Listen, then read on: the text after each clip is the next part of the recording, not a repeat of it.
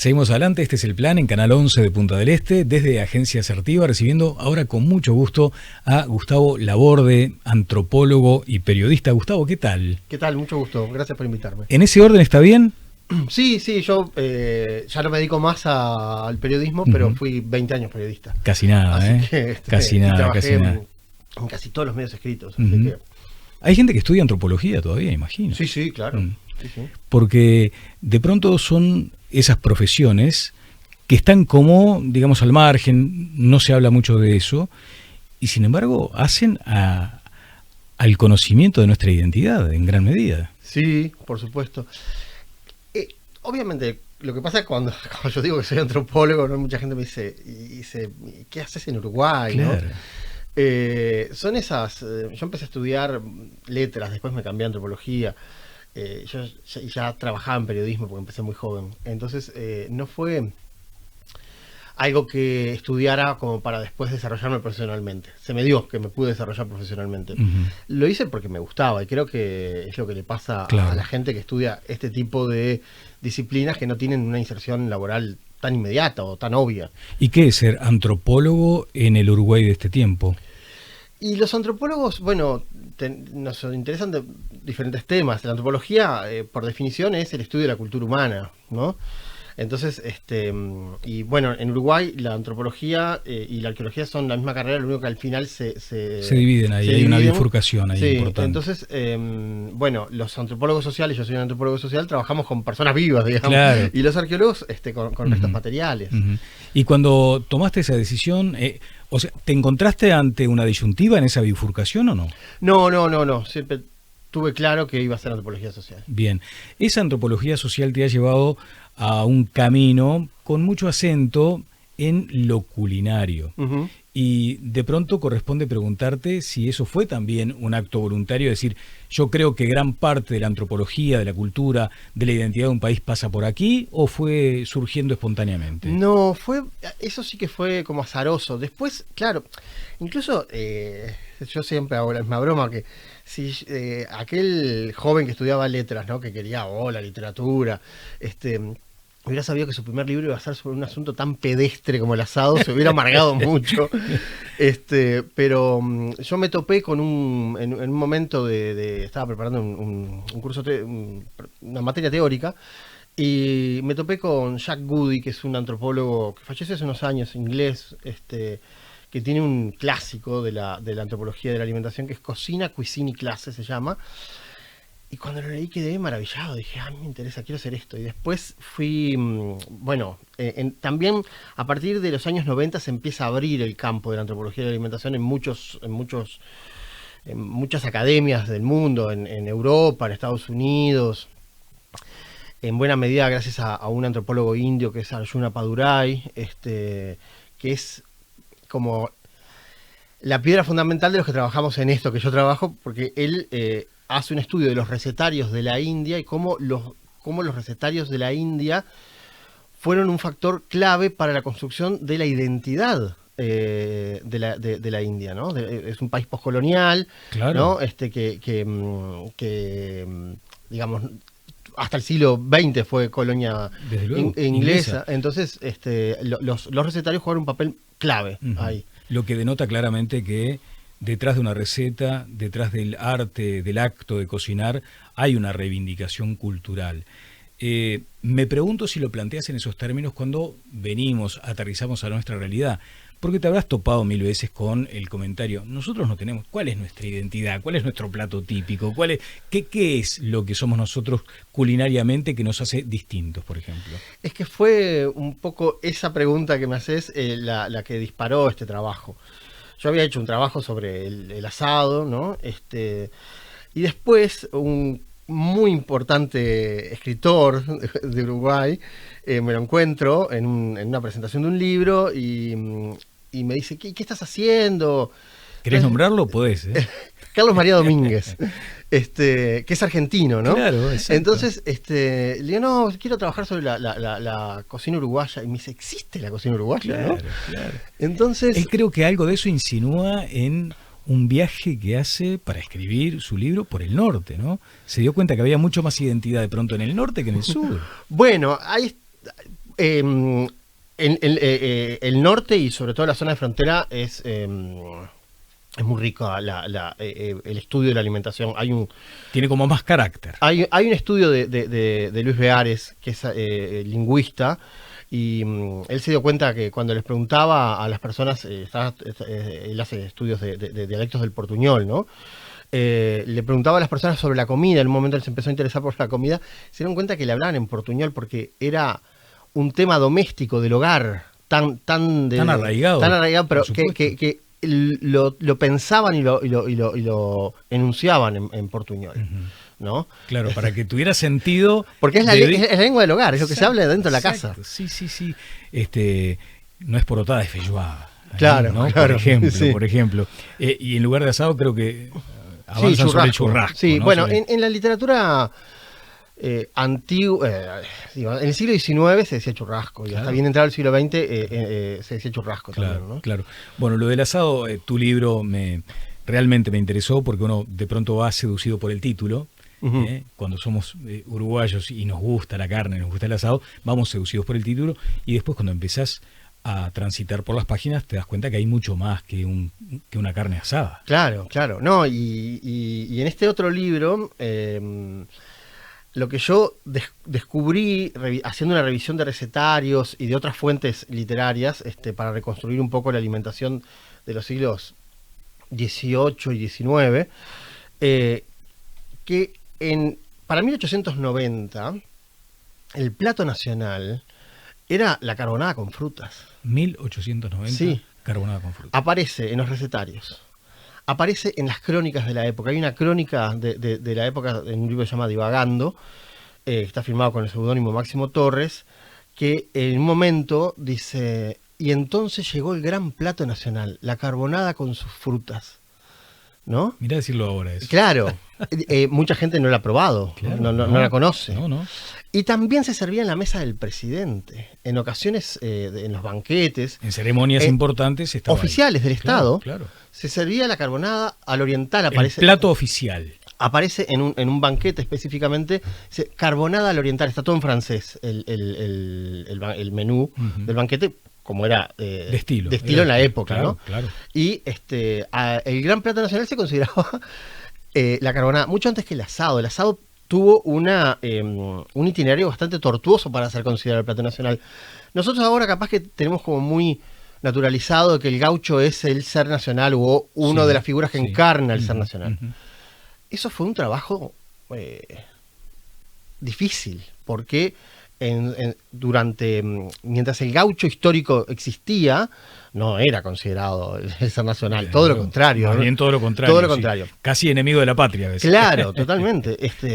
Hay que recordar, Domingo Ordoñana tenía una frase que decía, la campaña es habitable, era una invitación a que la gente fuera a vivir en la manifiesto, una invitación, exactamente. Y los diarios de la capital le respondían sí, para la gente de Sable. Claro. O sea, era considerado. Ahora es todo lo contrario. Vemos que la gente del interior es más pura, más buena, más sana, ¿no? Antes eran salvajes. Antes era salvaje, era la barbarie. Claro. Entonces, y eso estaba acompañado, el asado, el mate. Para esa época, que coincide además con las campañas del higienismo, 1890, en el entorno del 900, digamos. El mate se consideraba un muy mal hábito propio de bárbaros, y que además en otra crónica de Divagando dice, van raleando las huestes de mateadores, como ya van a desaparecer, y dice, hay que dilatar mucho la pupila para encontrar gente que tome mate, ¿no? Y creían que iba a desaparecer y que se iba a sustituir por el té o el café, que eran más elegantes. Mira vos la realidad actual, ¿no? Y claro, nunca se dejó de tomar mate. Nunca se dejó, y más bien creo que se incrementó el consumo. Después estoy mirando acá, por ejemplo, surge Los sabores de la nación, cocina e identidad en la historia del Uruguay. Y uno se pregunta si esto vendría a ser como una especie de, ¿cómo se dice? Un spin-off, ¿no? Una secuela, o digamos la derivación del asado. Sí. Fue una ampliación por estas preguntas que mucha gente me hacía. Claro. O también lo que me pasó cuando publiqué el libro del asado, que, bueno, me refería mucho a esta época del 900, al afrancesamiento de esa época, y mucha gente me decía, ¿por qué se perdió eso? y triunfó lo gaucho, ¿no? Éramos tan elegantes, tan europeos, ¿no? Y para mí fue como una idea de trabajar que las identidades son, para empezar, las identidades son múltiples, ¿no? Uno puede ser heavy metal, hincha de Peñarol, afiliado a determinado partido político, no sé, del campo o surfista o lo que, ¿no? O sea, tenemos muchas identidades y esas identidades además van cambiando con el tiempo. Y eso pasa también en las identidades nacionales. No es lo mismo los uruguayos de fines del siglo XIX que los uruguayos de la primera mitad del siglo XX, los de la segunda, y los uruguayos actuales. Gustavo, no tenemos la misma identidad. ¿Y cómo encarás desde tu lugar de investigador explicarle a una persona en el extremo norte, en Bella Unión, que tiene la identidad de un montevideano de Carrasco? Bueno, no me meto, es muy preciso eso, no me meto en eso. Yo Pero digo casi extremos, ¿no? Sí, ¿Verdad? sí. Extremos en el sentido geográfico y también, si se quiere, para llamar a las cosas por su nombre, obviamente hay como una identidad, somos uruguayos, tanto el que nace en Carrasco, en cualquier otro departamento o en el Cerro, para ir a otro barrio bien popular, con la gente que nace en el extremo norte, que muchas veces ni siquiera se siente uruguayo. ¿Cuántas veces nos ha pasado de decir que el artiguense se siente mucho más brasileño que uruguayo, sí. ¿no? Por ejemplo. Bueno, y eso antes era mucho más marcado, la mitad del Uruguay hablaba portuñol, claro. ¿no? O sea, ahí... Por eso qué difícil esa construcción intelectual de la identidad uruguaya. Bueno, pero claro, ahí hay varios elementos que se vuelven... que cohesionan, ¿no? Primero la escuela. Claro. Primero la escuela, o sea, o sea, primero se construyó el Uruguay y después se construyeron a los uruguayos. Es el Estado el que construye a los uruguayos, ¿no? Sí. Entonces, primero la escuela con ese efecto igualador. Claro, también. Con referencias en común, con la historia narrada de determinada manera, planteando quiénes son los héroes nacionales, etcétera, etcétera, ¿no? Después van a ser también los medios de comunicación, ¿no? Y ahora todavía sumados las redes. Claro, sí. Entonces, ahí tenemos varias cosas, pero funciona también el cancionero criollo, el circo, la literatura, ¿no? Son esas cosas que representan a los uruguayos. Ahora, en todos esos casos nunca hay duda. El fútbol, ¿no? El fútbol es fundamental. En todos esos casos nunca hay duda si existe una literatura uruguaya, si existe el fútbol uruguayo, si existe la pintura uruguaya o el teatro uruguayo. Pero cuando llegamos a la comida, ahí hay...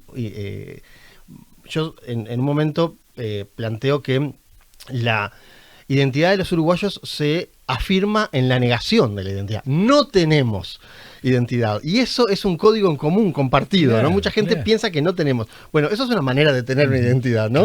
De sentirnos todos iguales. Lo que es interesante es que a partir de los discursos culinarios y las prácticas culinarias, podemos ver cómo se ha ido planteando distintas formulaciones sobre la identidad nacional, sobre la identidad pública del país. Sí. Entonces, vamos a encontrar que en el siglo XIX, cuando estamos buscando no solo Uruguay, todos los países de América, que en realidad tienen muchas más cosas en común que de diferencias, cuando nacen a la independencia, que nacen más o menos en la misma época. Claro, tienen que, digamos, construir una identidad cada uno que sea diferenciadora de la otra. Claro. Parecidos, pero no es lo mismo. Como entonces, se dice, ¿no? ahí los recetarios, esto empieza, es un fenómeno súper interesante, empieza en México, mucho antes de que se escribiera el himno nacional mexicano, de que se construyera la historia nacional mexicana, ¿no? Que se redactara, que se escribiera. Ya los recetarios empiezan a plantear una cocina mexicana. Es como el primer rasgo concreto de la identidad, ¿no? Y después cada uno de los países a su ritmo fueron publicando sus recetarios nacionales. Y los últimos son Uruguay y Argentina. Claro. El primer recetario nacionalista que se publica en Uruguay, los de México son en 1831, ¿no? Y el primer recetario nacionalista que se publica en Uruguay, que es La Cocinera Oriental, con un nombre ya anacrónico para la época, es en 1904. Claro. Antes de ayer, como dije, en términos históricos. Sí, ¿no? pero es significativo también el año, ¿no? Porque es el año de la revolución, sí. Claro, Entonces, del entendimiento. Y claro, y le ponen La Cocinera Oriental. Después hay otro recetario que también empieza, cuando digo recetarios nacionalistas, es que esos recetarios tratan de imponerle una retórica patriótica a los platos. Empiezan a denominaciones a la oriental, a la montevideana, por ejemplo, en este otro recetario... Criolla. Sí, pero criolla ya es más amplio. Ya es más amplio, pero sí. En la cocinera económica de Ana Lafone de Wilson, nieta de Samuel Lafone, y casada con un Wilson que era una familia de terratenientes de origen inglés, que además estaban afiliados al Partido Nacional, eran caudillos del Partido Nacional, empiezan a aparecer nombres como Huevos Diego Lamas, o Papas Aparicio Sarabia, o Coquilla Fraivento, ¿no? O sea, un montón de nombres que buscan dotar de identidad local a esos platos. Claro. Y así como estos dos, hay otros 4 o 5 recetarios más en esa época. Entre 1900 y 1950 se publican varios, no son muchos en número, son 6, pero sí en cantidad de publicaciones. La cocinera oriental tuvo más de 20 ediciones. La cocinera económica, que es esta de Ana Lafone de Wilson, otras tantas, dominaron el panorama editorial. Perdón mi ignorancia, ¿se los encuentra hoy, por ejemplo? Si vas a Tristán Narvaja, no, algo de bueno, hay pocos, yo tengo las primeras ediciones. Ahora se están valorando mucho. Desde luego. Pero se pueden encontrar por estas páginas de internet que la gente vende. Hay gente que los tiene. A mí mucha gente generosamente me dice, mira, yo lo tenía mi abuela, te lo voy a dar porque le vas a dar más. Esto más tiene su valor, no me importa, te lo quiero dar a vos porque pero sí. Y después de eso, lo que ocurre es que desaparece, como todos sabemos, nosotros no tenemos platos con denominaciones o declinaciones locales. A diferencia de Argentina, que tiene por cada provincia una empanada, nosotros no tenemos recetas que sean a la riverense, a la arachana, a la salteña, a la, sanducera, no tenemos eso. Lo que pasa es que en la segunda mitad del siglo XX, el recetario que va a dominar va a ser el recetario del Crandon. Y ahí desaparecen todas las denominaciones nacionalistas y locales. Mira. Y igual que en el gorro blanco, que es otro importante, y también en el de Cordon Bleu. Ahí no hay. Entonces ahí desaparecen los nombres de la nación. Lo que vamos a encontrar ahora en el siglo XXI es que hay recetarios que se están publicando, sobre todo los recetarios de Laura Rosano, pero también otros, donde vamos a ver que dónde aparece la versión del nacionalismo en el uso de determinados productos. Lo que están promoviendo son los productos nativos. Claro. Entonces son los frutos nativos, que son todas estas mirtáceas, como el guayabo, el ubajay, Butiá, por ejemplo. El butiá no es una mirtácea, pero sí es uno de los principales y más conocidos, ¿no? El arazá, que está muy de moda, ¿no? Hay muchos de estos frutos, y después los productos locales de las lagunas, sobre todo del este, ¿no? Entonces Rocha, ahí aparecen los camarones, el cangrejo sirí, la pesca, ¿no? Que antes no existían en los recetarios. Sí. Y lo que se está planteando ahí es importante, lo dice expresamente en sus prólogos Laura Rosano, dice, es importante recuperar y volver a comer estos frutos porque eran lo que comían nuestros indígenas. Claro. ¿No? Entonces, ahí vemos cómo... Ahí sí hay una reivindicación. La cuestión indígena llega a la cocina, ya había llegado al arte. Pensemos que la novela histórica más importante de este país, la que más se ha vendido, es Bernabé de Tomás de Matos, que es una revisión del pasado indígena, o sobre todo no del pasado indígena, sino específicamente del episodio de Salsipuedes. Exactamente. ¿No? Bueno, Gustavo, qué lindo haber estado contigo en contacto. Ojalá que sigamos hablando de todos estos temas que hacen también a nuestra identidad. ¿Vas a escribir sobre el chivito, sobre el chajá? No. No lo tenés previsto. No hay recetas. La cocina es un sistema simbólico. Es verdad, muchas veces a tus propios libros los han confundido con libros de recetas y no tienen nada que ver. Pero digo, capaz que la historia del chivito, ¿no? En algún momento puede surgir, o el chajá, o el postre del chajá. Gustavo, muchas gracias. No, gracias a ti. El antropólogo y periodista Gustavo Laborde pasó por este espacio. Este es el plan en Canal 11 de Punta del Este.